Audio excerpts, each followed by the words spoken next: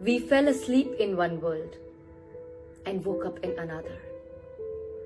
Suddenly, Disney is out of magic. Paris is no longer romantic. New York doesn't stand up anymore. Suddenly, the Chinese wall is not a fortress, and Mecca is empty. Hugs and kisses suddenly become weapons, and not visiting parents and friends becomes an act of love. Suddenly we realize that the power, beauty, and money are worthless, and it can't give us the oxygen that we are fighting for.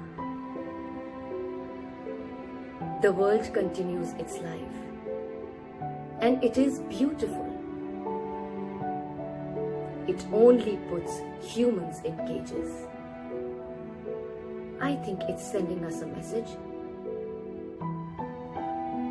You are not necessary. The air, earth, water, and sky without you are doing fine.